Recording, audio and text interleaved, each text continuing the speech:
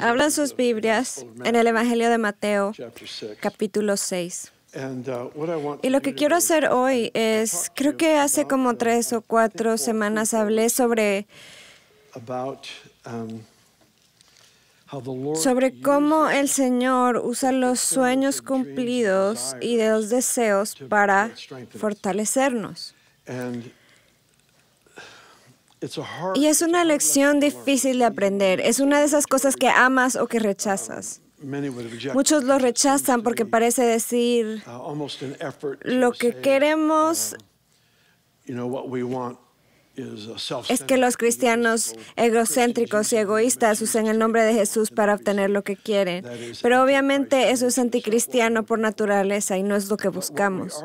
Lo que estamos buscando es en realidad un proceso peligroso. El Señor en realidad nos está invitando a este viaje relacional donde se nos puede confiar el cumplimiento de nuestros sueños.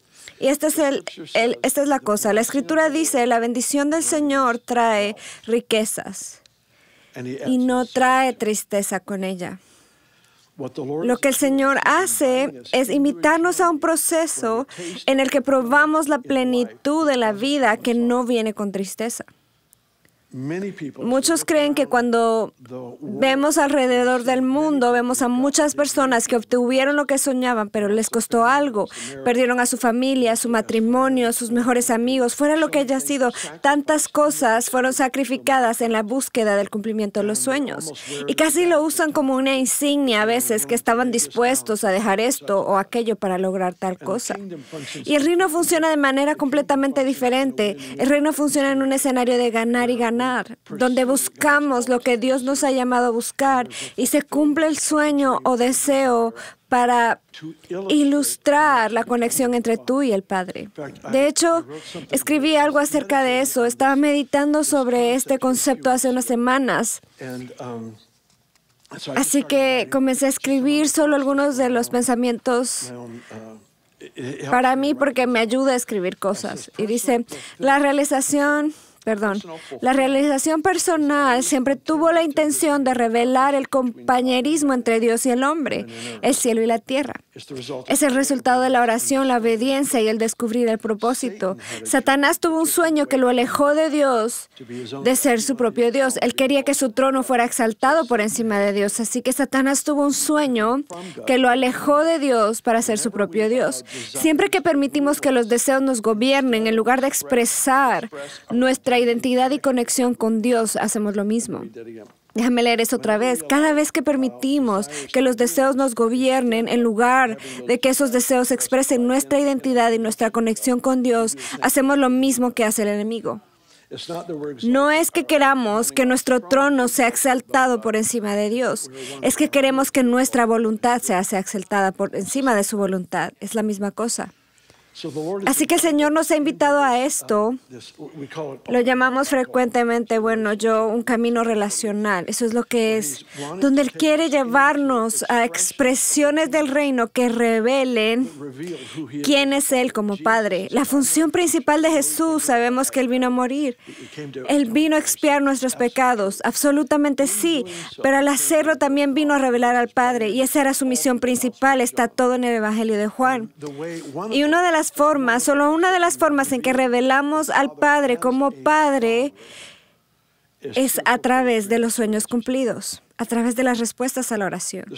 La Escritura habla en un versículo del que he hablado varias veces, pero la última vez que prediqué hice hincapié en este pasaje de Juan 16, donde dijo, todo lo que desees se cumplirá, será respondido para que tu gozo sea completo. Así que hay algo, un elemento que nos trae fortalecimiento cuando hay una respuesta a la oración. Hay algo que nos fortalece. Y si puedes verlo, orar en lenguas te edifica, así como las respuestas a las oraciones te edifican. Y luego el pasaje principal que usé la semana pasada fue el Salmo 103, donde dice, no olvides sus beneficios. Es un mandamiento, no lo olvides. Se te ordena, no olvides sus beneficios. Él perdona todas nuestras iniquidades, Él sana todas nuestras dolencias, Él restaura nuestra vida. Y luego dice, y llena nuestra vida de cosas buenas para que nuestra juventud se renueve como la del águila. Eso es fascinante. No sé si a ti, pero eso me impactó hace mucho, como un mes. Estaba leyendo y dije, espera un minuto. De hecho, lo busqué en 54 traducciones diferentes porque quería asegurarme de que lo que estaba recibiendo. Dice, Él llena tu vida de cosas buenas para que tu fuerza se renueve como la del águila. Llena tu vida de cosas buenas. ¿Qué cosas? Bueno, pueden ser como tienes un amigo que vino a la ciudad y quiere tomar café, no has hablado con él en 20 años y eres capaz de ponerte al día y hacer una conexión. Eso es algo bueno. O tal vez que hayas podido ahorrar y comprar tu propia casa. Puede ser un ascenso en el trabajo, puede ser que finalmente pudiste tener un hijo, lo que sea, pero hay cosas con las que Dios llena nuestra vida. Y si no lo reconozco como provenientes de la mano de un Padre perfecto, no me beneficiaré emocional, mental o espiritualmente de ese regalo que se puso en mi vida para renovar mis fuerzas. Vino a mi vida para traerme de vuelta a la fuerza de la juventud.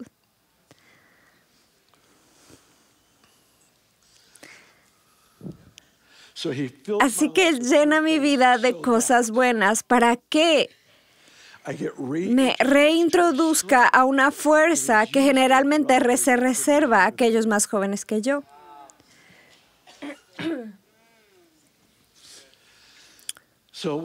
Lo que quiero hacer hoy es hablar sobre lo mismo, pero quiero cambiar un poco el enfoque. Hoy quiero hablarles sobre el poder de las prioridades. Dios tiene unas guías y no son como una prisión, no son un castigo, sino que están allí para enfatizar, esta es la forma en que funciona mi mundo y si quieres los beneficios de mi mundo, debes afrontar la vida a través de las prioridades del reino y eso es lo que desata la bendición que viene sin dolor.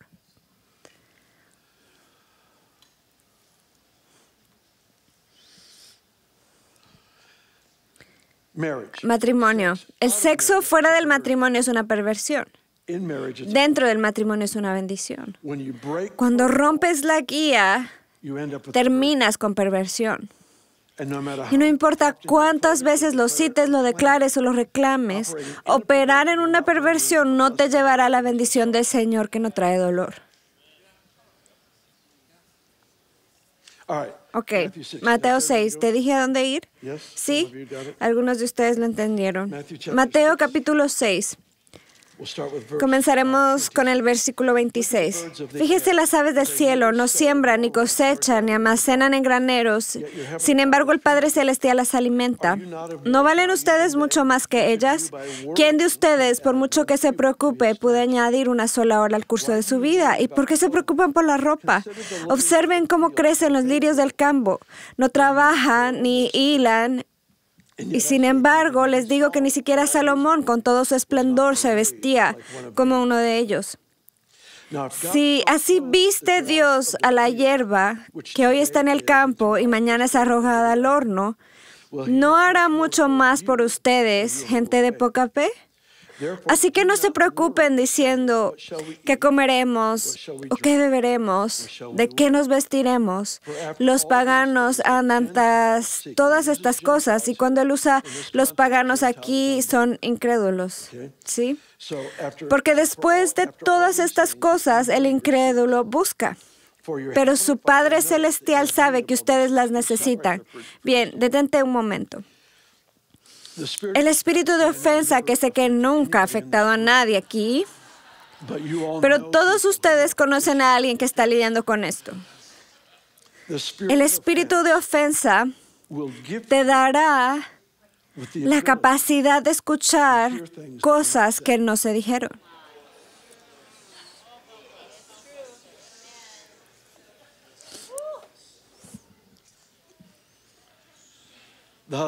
El esposo le dice a su esposa, te ves hermosa hoy. Si estás cargando, ella escuchó, no me veía hermosa ayer. Y sabes de familias que han luchado con esto. Pero honestamente el punto es que mientras más vives con ofensa, con lo que no has lidiado, aun cuando la reconoces y la confiesas, pero honestamente no has dejado de asociarte con ese espíritu de ofensa, puedes incluso escuchar lo que dijo Jesús. Pero tiendes a limpiar las historias de las Escrituras y a perder parte del impacto que hubieras tenido si hubieras estado allí, como desinfectando. Esa era la palabra que estaba buscando. Tendemos a desinfectar las historias. Entonces Jesús, la persona bajo ofensa, va a decir, a Jesús no le importa el cuidado personal. Él no cree que deba cuidarme, que tenga que estar bien alimentado, bien vestido. A Jesús no le importan esas cosas.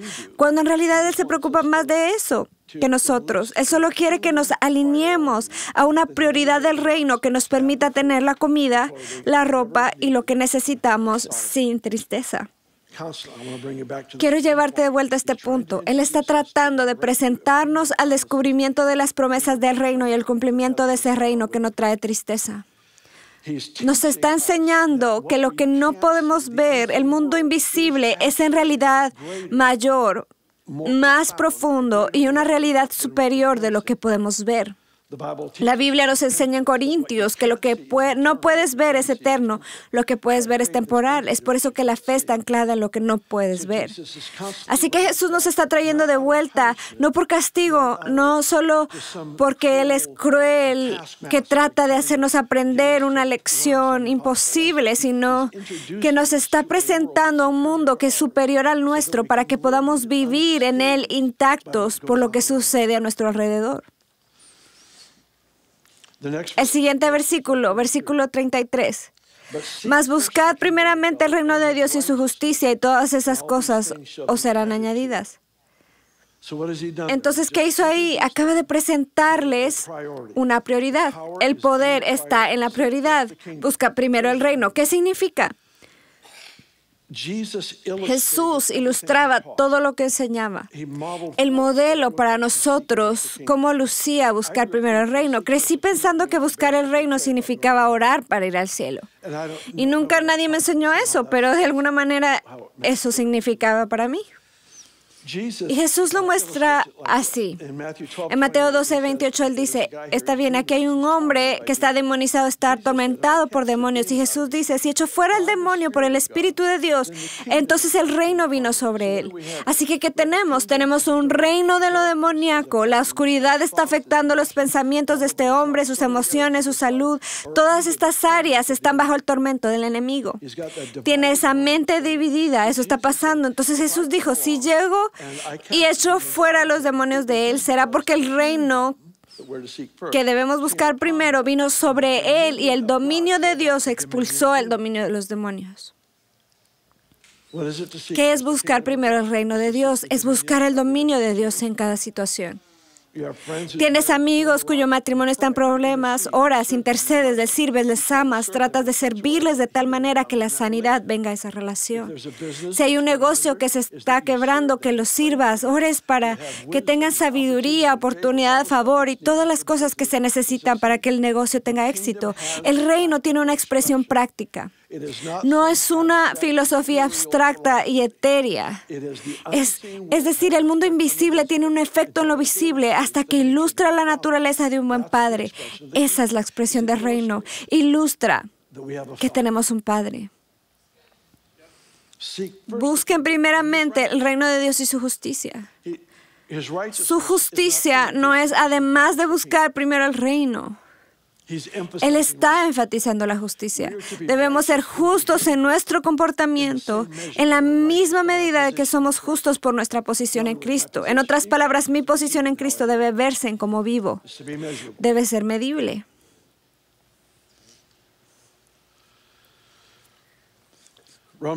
Romanos, creo que 14:17 dice que el reino de Dios no es comida ni bebida, sino justicia, paz y gozo en el Espíritu Santo. El reino de Dios es justicia.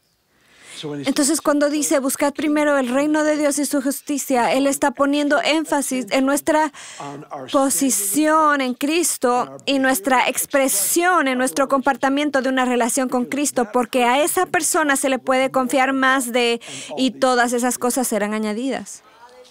Es el concepto en el que la bendición no me mata. Es el contexto en el que la bendición no aleja mi lealtad de Él. El objetivo es que Él traiga bendición inmedible en y a lo largo de nuestras vidas, pero Él no nos matará con ella.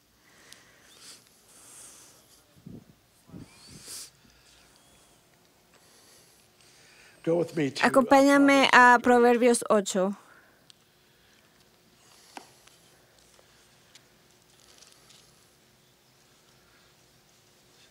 Algunas personas solo oran cuando están en problemas, lo que garantiza que siempre estarán en problemas.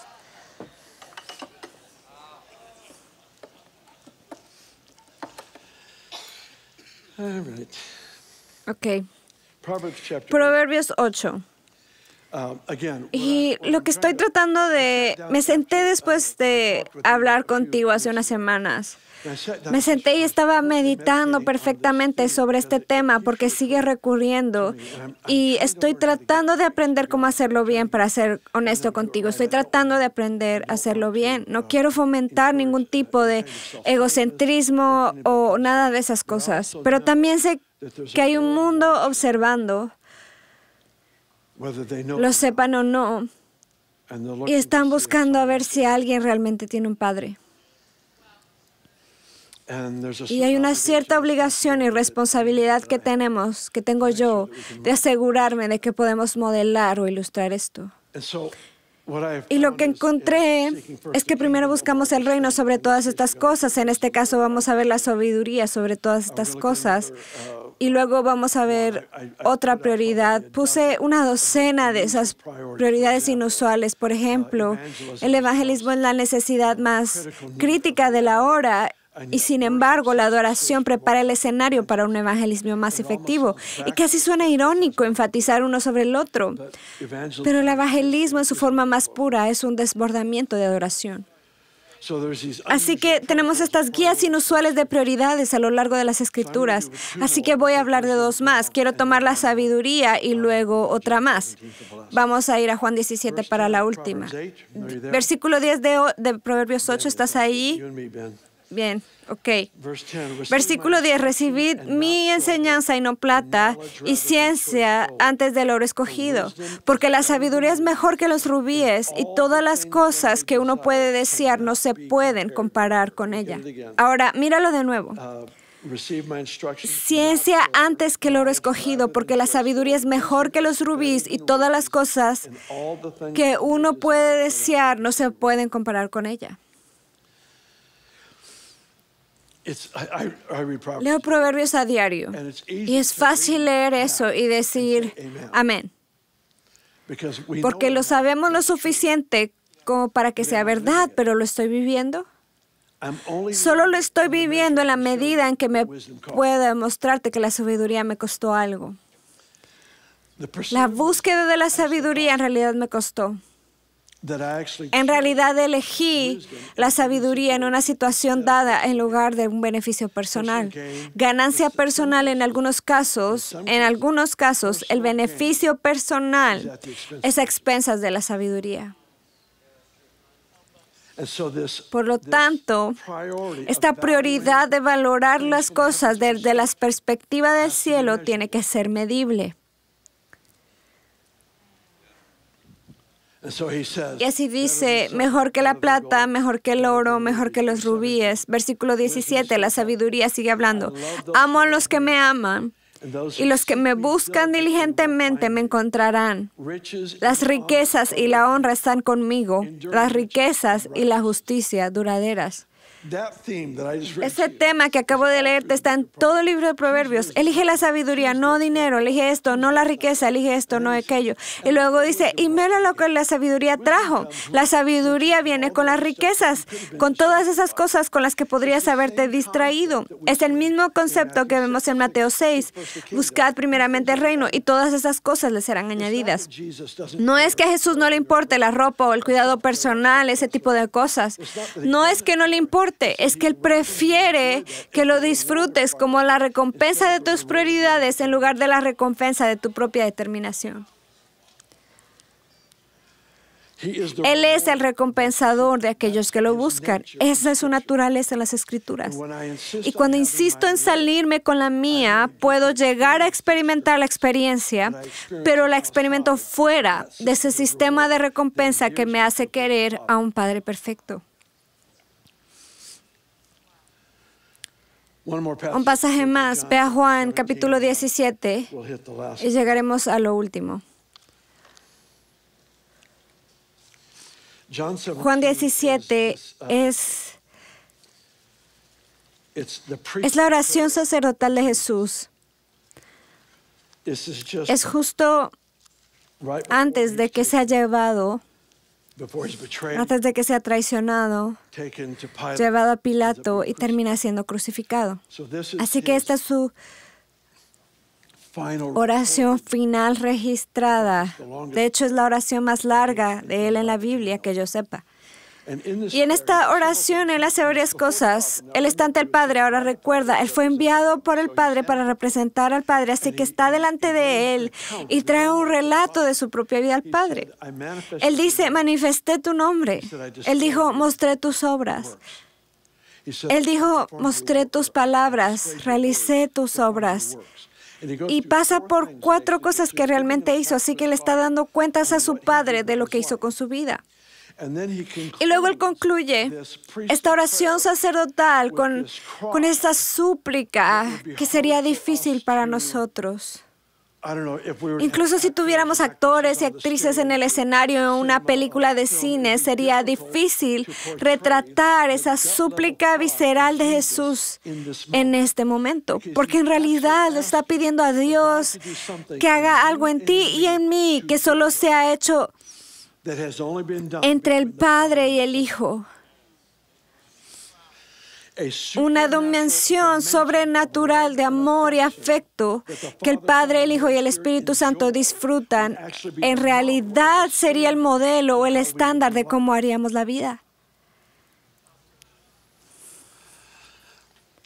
Él está pasando por todo este sufrimiento, todas estas cosas. Él va a terminar en la cruz, será resucitado y fue para hacer esto posible. Es así de grande. Así que aquí comenzaré en el versículo 20 de Juan 17. No ruego solo por estos son los 12, sino también por aquellos que creerán en mí a través de tu palabra, que todos sean uno, así como tú, Padre, estás en mí y yo en ti, que sean uno en nosotros para que el mundo crea que tú me enviaste. Detente ahí. Hay 2 testigos principales creíbles en la tierra de la resurrección de Cristo. 1 es la unidad. 2 son los milagros. Vivimos endeudados, si quieres. Vivimos endeudados, si lo piensas así, con el mundo que nos rodea para modelar la unidad. Y la unidad es cara. Danny dijo algo como esto. Él dijo, me encanta la parte de ti que me recuerda a mí.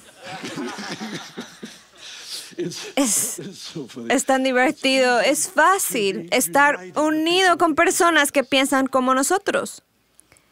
La unidad no se ve ahí. La camaradería es común en la iglesia y fuera de la iglesia. Esta unidad es diferente. Va más allá de las cosas obvias que tenemos en común. En realidad se mueve hacia este amor y cuidado sacrificial por las personas que es costoso. Lucas capítulo 9 tiene esta historia que para mí es muy divertida. Es una serie de experiencias que tuvieron los discípulos. Habían sido comisionados, regresaron con grandes informes de milagros, así que Jesús los escucha hablar y en realidad están discutiendo sobre quién es el más grande. ¿Recuerdas esa historia? Y entonces Jesús corrige esa parte de su historia. No es quién de ustedes es el más grande, el más pequeño es el más grande. Los corrige, ¿recuerdas? Y al momento siguiente Juan se acerca a Jesús con un informe. Ahora entiende, si Juan viene a Jesús para decirle unas noticias, es porque piensa que son buenas noticias, ¿verdad? No viene a confesar sus pecados o viene a confesar su éxito. Así que se acerca a Jesús y le dice, vimos a alguien aquí tratando de expulsar demonios en tu nombre. Le dijimos que se detuviera porque no está con nosotros. Es muy gracioso, es como si Juan dijera, ok, lo entendemos. No somos mejores que el uno del otro, pero somos mejores que ellos. Estamos en este grupo de expulsión de demonios. Estamos siendo entrenados por Jesús mismo. Ellos, obviamente, no saben lo que hacen. Entonces les dijimos que paren. Y Jesús hizo esta declaración. Él dijo, si no están contra de nosotros, entonces están con nosotros. Tal vez estamos acostumbrados a pensar que si no son con nosotros, están en contra. Pero en esta situación, Él dijo, si excluyes a las personas que no tienen piedras para destruirte, perderás tu oportunidad, un compañerismo, un nivel que nunca experimentarás sin tener este sentido de devoción y compromiso con las personas. Pablo lleva esto aún más lejos. En 1 Corintios capítulo 6, habla a la iglesia de Corinto que tiene todo este tipo de problemas, y uno de esos problemas que tuvieron es que un grupo de creyentes llevó a otros creyentes a los tribunales porque no fueron tratados de manera justa en una situación determinada. Entonces, ¿qué pretenden? Justicia. Tu búsqueda de la justicia, mi búsqueda de la justicia, solo es bendecida por el Señor en la medida que he muerto a mis propios deseos. Debido a que mi búsqueda por justicia fuera de mi entrega personal a Cristo, la búsqueda de la justicia fuera de eso casi siempre terminará conmigo tratando de reivindicarme. Y entonces Pablo, y de nuevo esto es para otras personas que sabes que necesitan esto, estoy seguro que no tiene aplicación para tu vida, pero solo estoy tratando de ayudarte a poder predicarle bien a tu vecino o tu pariente cristiano o lo que sea. Pablo insiste en este punto y dice, está bien, te estás llevando a la corte. Lo que estás perdiendo es mayor de lo que podrías ganar. ¿Qué se está destruyendo? El concepto de un cuerpo que tiene miembros del uno y del otro. Y él amplía este punto y llega a esta conclusión. Él dice, ¿por qué no más bien ser tratado injustamente? Bueno, ¿por qué? Porque no está bien. No quiero perdonar su pecado. Los valores de Jesús, su valor por la unidad, no significa sacrificar nuestras creencias o sacrifiquemos nuestros valores. Significa que el amor es mayor que la ofensa. Significa el amor cubre multitud de pecados. Significa que tengo que superar mis cosas personales para poder demostrar el amor de Cristo a otra persona. Estamos a punto de experimentar algo en la tierra de lo que puede ser paso o no. En Portugal, el 4 de agosto, hay una reunión de decenas de miles de personas que llenarán el estadio más nuevo, más moderno y mejor, creo que de toda Europa, en Lisboa, Portugal. Y es una combinación de católicos y protestantes que se unen para ver a las personas nacer de nuevo.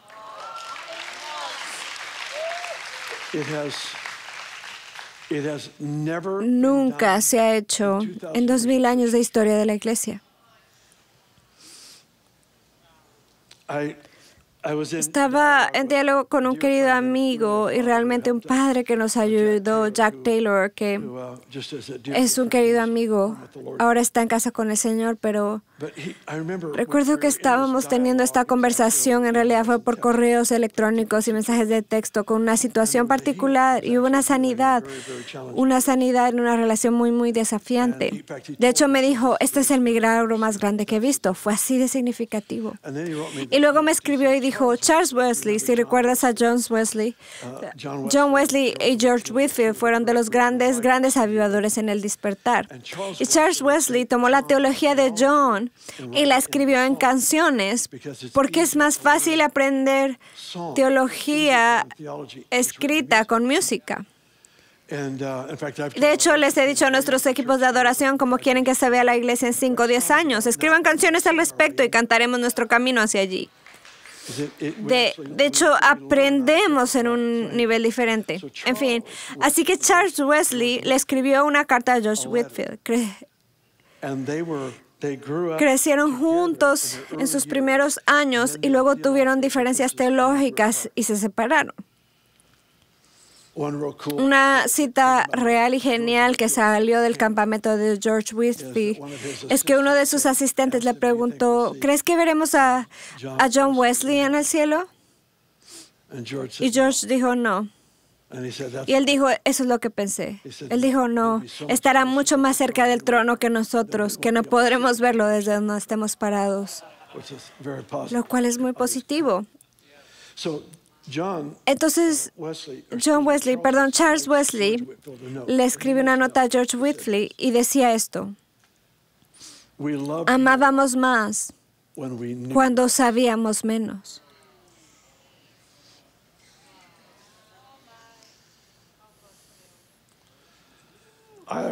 Lo he visto toda mi vida, donde las personas que están enamoradas en la vida, en el ministerio, haciendo cosas juntas, y cuanto más creces en sus propios dones, más se separan, porque tendemos a amar más cuando sabemos menos.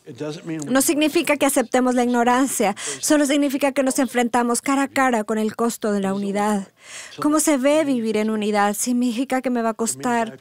Significa que tengo que rendir algunos de mis derechos, mis ideas. No significa que sacrifique la verdad, pero sí significa que moriré a mi visión sobre esto para proteger esto que Él valora. Él valora tanto la unidad que estuvo dispuesto a soportar todo lo que pasó para hacer posible que experimentáramos una presencia y un regalo sobrenatural que el Padre, el Hijo y el Espíritu Santo disfrutan. Y que saborearíamos esa realidad en la forma en que hacemos vida juntos. Y esa es la ambición del Señor. Y en realidad da un testigo creíble a Jesucristo y dice, para que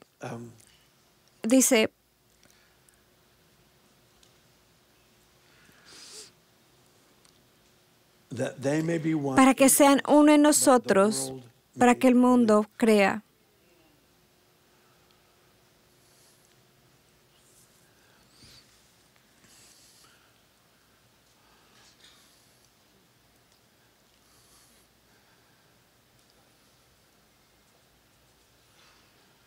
No es de extrañar que el enemigo trabajara tan duro para movernos de una ofensa a otra, porque roba la voz que este evangelio es real. Le roba el volumen, le roba la evidencia, nos quita todas las cosas que realmente ilustran el poder de este maravilloso evangelio.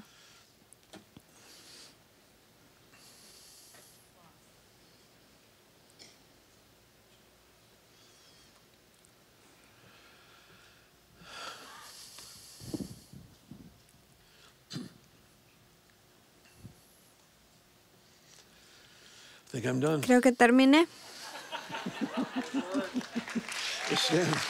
Ponte de pie.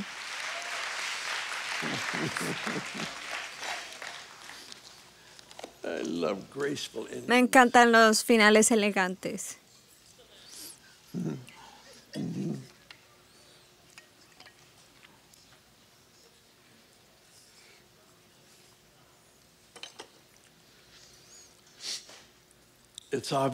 Es fácil encontrarse unido o conectado con personas que piensan y valoran lo que haces. Te lo he dicho antes. A menudo cuando tomo la Santa Cena en mi propia casa, oro específicamente por aquellos que me tienen en su lista para hablar en contra, escribir y hacer cosas que hacen en su servicio al Señor. ¿Y sabes qué? Tomo la Santa Cena y doy gracias al Señor por ellos. Le pido al Señor que los bendiga por su sí. Y oro que el Señor bendiga su línea familiar para que lleven este evangelio y que su sí se transmita de generación en generación. Para ser honesto, lo hago por mí. Lo hago por mí.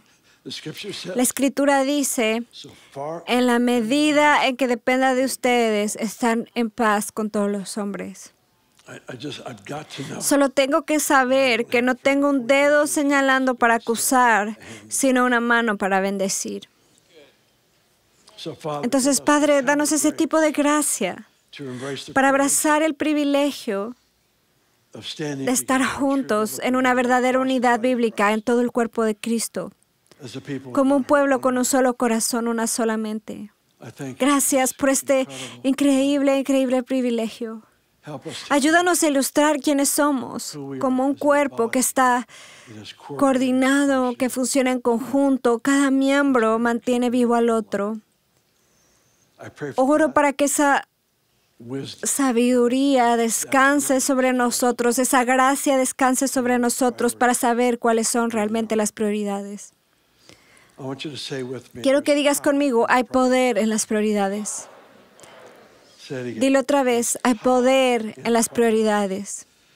Entonces, Padre, danos sabiduría y gracia para ver la guía del cielo sobre cómo valorar o vivir la vida de la manera que tú has asignado. Gracias. Quiero dar oportunidad a cualquiera que me diga, Bill, no sé lo que es tener una relación personal con Jesús. Nunca he vuelto a nacer.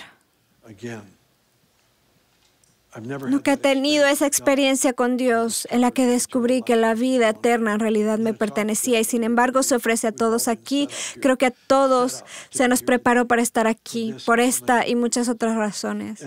Y si hay alguien aquí que diga, Bill, no quiero salir del edificio hasta que sepa que he entregado mi vida a Jesús, que en realidad me he convertido en un discípulo de Jesús, entonces quiero que levantes la mano donde estés y digas, ese soy yo. No quiero salir del edificio hasta que sepa que he encontrado la paz con Dios.